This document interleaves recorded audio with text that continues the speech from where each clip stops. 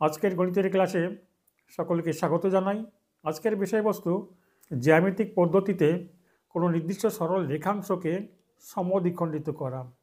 এই জাতীয় গুরুত্বপূর্ণ ভিডিও নিয়মিতভাবে পাওয়ার জন্য চ্যানেলটিকে সাবস্ক্রাইব এবং ভিডিওটিতে লাইক, কমেন্ট এবং শেয়ার করতে ভুলবে না।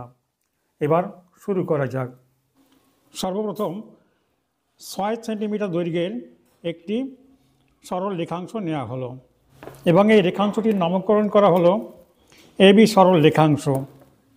এই এবি সরল রেখাংশকে সমান দুটি অংশে বিভক্ত করতে হবে পেন্সিল কম্পাসের সাহায্যে বা জ্যামিতিক উপায়ে। তার জন্য প্রথমে এই এ বিন্দুকে কেন্দ্র করে এবি সরল রেখাংশের অর্ধেক থেকে দীর্ঘ যে কোনো ব্যাসার্ধ নিয়ে এবি সরল রেখাংশের উভয় দিকে দুটি বৃত্তচাপ অঙ্কন করা হলো। এই একই ব্যাসার্ধ নিয়ে বি বিন্দুকে কেন্দ্র করে এবি সরল রেখাংশের উভয় দিকে আরও দুটি বৃত্তচাপ অঙ্কন করা হলো। ওই বৃত্তচাপ দুটি যথাক্রমে এই পি এবং কিউ বিন্দুতে ছেদ করেছে। এবার এই পি কিউকে যুক্ত করে বর্ধিত করা হলো।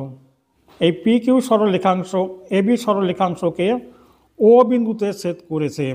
অতএব এই ও বিন্দুতে এবি সরল রেখাংশটি সমান দুটি অংশে বিভক্ত হয়েছে। এবি সরল রেখাংশকে পি কিউ সরল রেখাংশ ও বিন্দুতে সমদ্বিখণ্ডিত করেছে।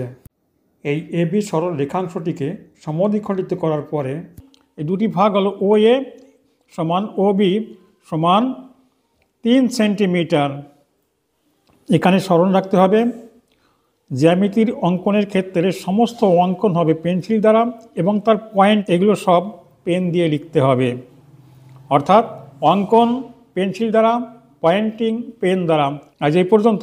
তোমাদের কোনো প্রশ্ন থাকলে অথবা বুঝতে কোথাও অসুবিধা হলে কমেন্ট করে জানাবে। পরীক্ষায় তোমাদের সকলের কাঙ্ক্ষিত সাফল্য কামনা করে আজকের ভিডিও শেষ করছি। Have a nice day.